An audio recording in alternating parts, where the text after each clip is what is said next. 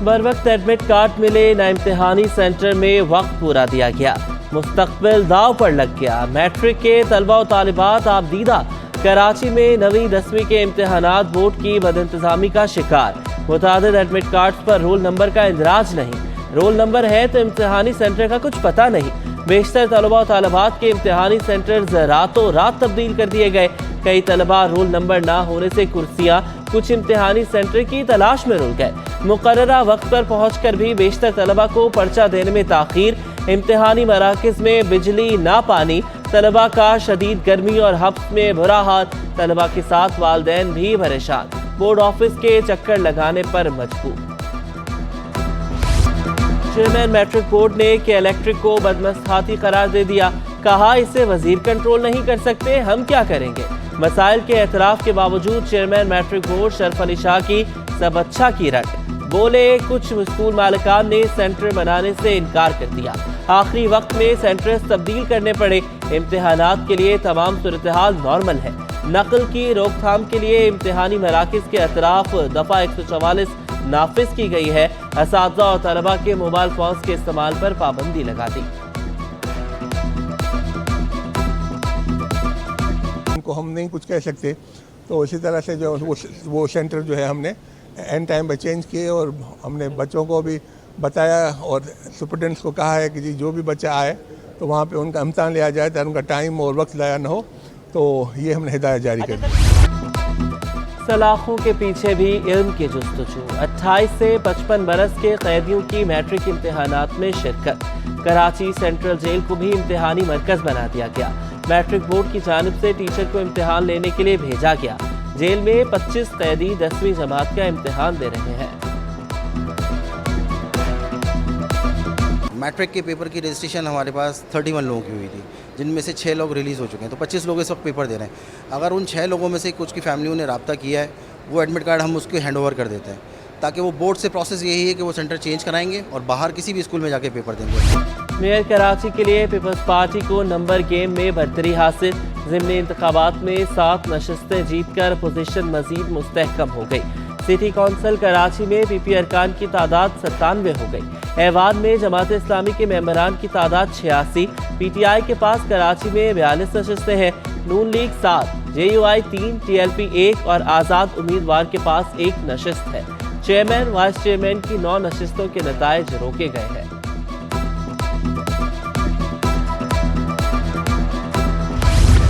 Mayor Karachi जियाला ही होगा, तर्जुमान सिंध हुकूमत मुर्तज़ा वहाब का दावा। कहते हैं कि अवाम को वो लीडर चाहिए जो उनके मसाइल को समझे। पीपल्स पार्टी ने अवाम से किए गए वादे पूरे किए। तरक्याती कामों से कराची वाले मुतमईन हुए, वोट दिया। बिलावल भुट्टो लोगों की उम्मीद तरक्याती काम और रोजगार दिलवाते हैं। कि बिलावल ने जो जो वादा किया उस वादे को वफा किया। रोज़गार की अगर बात करते हैं तो नौकरियों का आगाज़ एजुकेशन डिपार्टमेंट में टीचर्स मेरिट पर भर्ती किए गए, जिसमें एक बड़ी तादाद का ताल्लुक कराची और हैदराबाद से था। सारे सिंध में नौकरियां मिली मेरिट पर। साफ शफाफ इलेक्शन हुए, कहीं भी कोई बड़ा वाकया नहीं हुआ।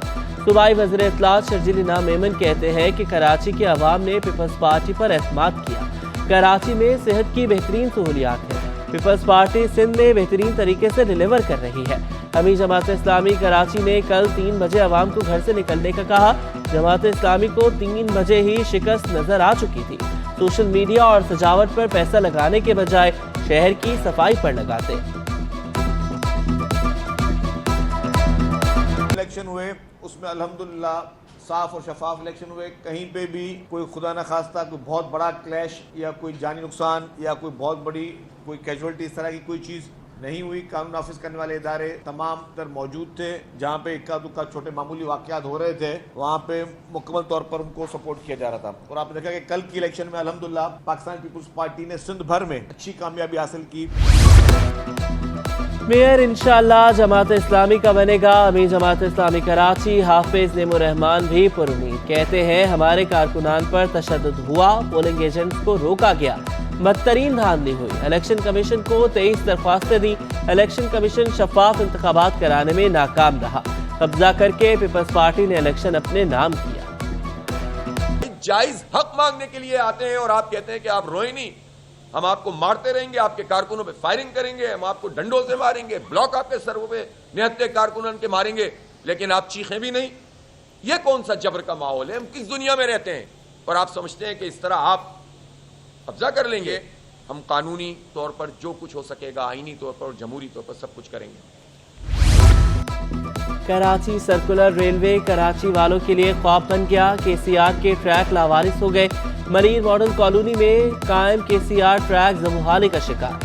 ماڈل کالونی کے ٹریک کی پٹریاں جا بجا بکھری پڑی ہیں۔ جھگی واسیوں نے ٹریک کے اطراف قبضہ کر کے جھگیاں بنا لی۔ شہری کہتے ہیں کہ KCR کے اس ٹریک پر گاڑی چلتی تھی۔ نشے کے عادی افراد اس ٹریک سے لوہا کاٹ رہے ہیں۔ حکومت اسے ٹھیک کرے، ہمارے ہی ٹیکس کا پیسہ یہاں بکھرا پڑا ہے۔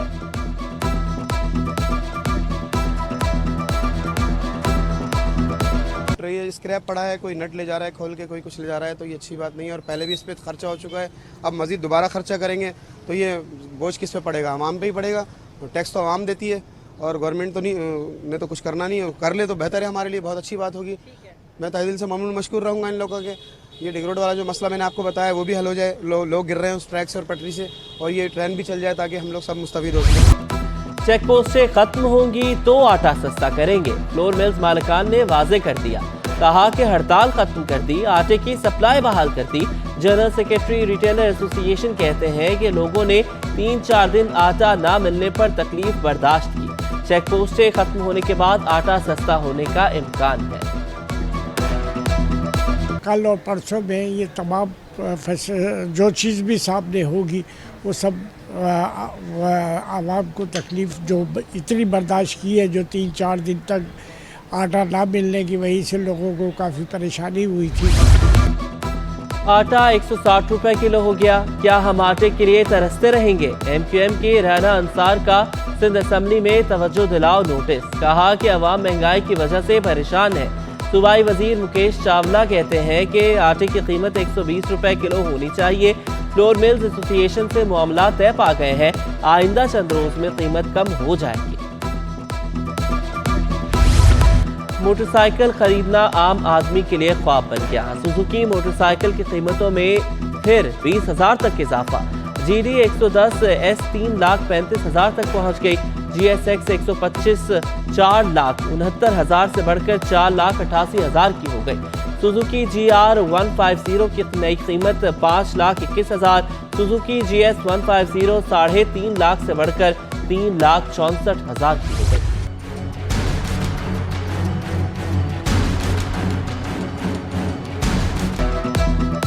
شہر قائد میں گیس بحران جاری۔ لیاقت آباد، قائد آباد، بلدیہ ٹاؤن، گلشن اقبال بلاک 16 میں گیس کی لوڈ شیڈنگ۔ لائٹ سمیت مختلف پوش اور مضافاتی علاقے متاثر۔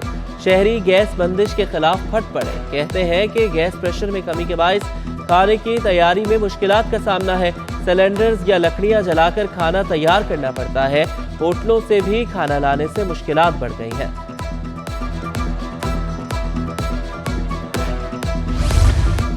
موسم گرم ہوتے ہی بجلی کے مسائل نے سر اٹھانا شروع کر دیا۔ لیاقت آباد الیکٹرانک مارکیٹ میں لوڈ شیڈنگ کاروباری سرگرمیوں کو متاثر کرنے لگی۔ صدر مارکیٹ جاوید شمس بولے کہ الیکٹرک نے عید کے بعد سے بجلی کی لوڈ شیڈنگ شروع کر دی ہے۔ مسائل سے آگاہ کرنے کے باوجود بجلی کی بندش جاری ہے۔ لیاقت آباد میں 8 گھنٹوں کی لوڈ شیڈنگ کی جا رہی ہے۔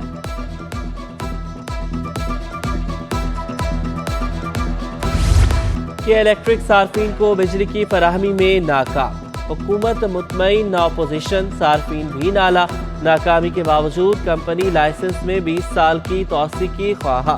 کمپنی نے ڈسٹریبیوشن لائسنس کی تجدید کے لیے نیپرا سے رجوع کر لیا کہ الیکٹرک کی 20 سالہ لائسنس کی مدت 20 جولائی 2023 کو ختم ہو جائے گی۔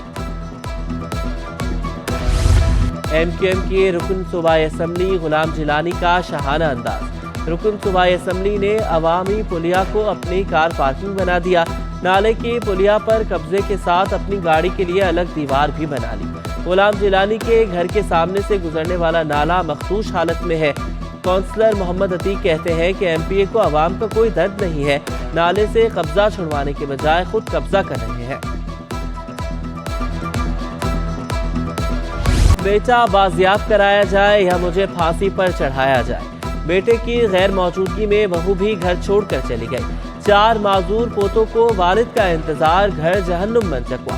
7 برس سے لاپتہ شہری کی والدہ کی ہائی کورٹ میں آہو بقا۔ انصاف نہ ملنے پر والدہ کی خود کو آگ لگانے کی دھمکی۔ جسٹس نعمت اللہ پھلپوٹو نے مدعیہ کو دلاسا دیا۔ لاپتہ شہری کا ہر حال میں سراغ لگانے کا حکم۔ عدالت کا پولیس رویے پر اظہار برہمی۔ 7 اگست کو رپورٹ طلب۔ 7ویں مردم شماری کے تازہ اعداد و شمار جاری۔ کراچی ڈویژن کی آبادی 1,84,00,000 سے زائد ہو گئی۔ شرح اضافہ 14.72% رہا۔ صوبہ سندھ کی آبادی 5,58,00,000 سے زائد ہو گئی۔ صوبے کی آبادی میں شرح اضافہ 16.54%۔ کراچی کے 34 بلاک سے 390 عمارتی ڈھانچوں میں آبادی 0 شمار۔ سندھ کی آبادی 8.5 کروڑ سے زائد ہے۔ تاج حیدر کا دعویٰ، کہا کہ ڈیجیٹل مردم شماری کے نام پر 35 ارب روپے ڈبو دیے گئے۔ نئی مردم شماری کے نتائج 2017 سے زیادہ متنازع ہے۔ سندھ کی آبادی کو شمار نہ کرنا حیرت ناک ہے۔ گریڈ 18 کے 91 افسران کی گریڈ 19 میں ترقی پانے والوں میں 72 ہیڈ ماسٹرز بھی شامل۔ ترقی پانے والی 30 خواتین اور 42 مرد سینئر ہیڈ ماسٹر بن گئے۔ 4 افسران گریڈ 19 میں ترقی پا کر ایڈیشنل سیکرٹری بن گئے۔ مسعود بھٹو، ولی محمد بلوچ، ریاض حسین رسان اور محمد عاصم شامل۔ نوٹیفیکیشن جاری۔ سندھ پولیس میں بھرتی ہونے کے لیے جعلی ڈومیسائل کا استعمال۔ D S P SSU Iqbal Awan کا جعلسازی کے خلاف ایکشن۔ ٹیسٹ پاس کرنے والے 7 امیدواروں کے خلاف مقدمہ درج۔ امیدواروں کے کاغذات جمع کرائے گئے، تصدیق کے لیے بھیج دیے گئے۔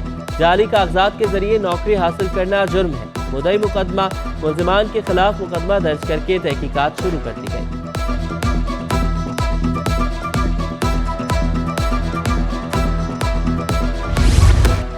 محکمہ IT میں غیر قانونی افسر کی تعیناتی کا انکشاف۔ انتظامی عہدے پر ڈیٹا پروسیسنگ افسر براجمان۔ گریڈ 17 کا عبدالرشید میمن سیکشن افسر بجٹ کے عہدے پر تعینات۔ عبدالرشید میمن توہین عدالت کے مرتکب نکلے۔ غیر قانونی تعیناتی پر SNGAD کے افسران میں تشویش۔ محکمہ IT میں سیکشن افسر بجٹ کا عہدیدار 4 سالوں سے خالی۔ ہلال احمر کے دفتر میں تقریب۔ ایڈمنسٹریٹر کراچی کی خصوصی شرکت۔ ڈاکٹر سیف الرحمان کا ہلال احمر کے رضاکاروں کو خراج تحسین۔ کہا کہ پوری دنیا آج ریڈ کریسنٹ ڈے منا رہی ہے۔ مقصد رضاکاروں کو خراج عقیدت پیش کرنا ہے۔ ہلال احمر سے ابتدائی طبی امداد کا بند کیا جانا باعث تشویش ہے۔ گورنر سندھ سے درخواست کروں گا کہ فوری اقدامات کریں۔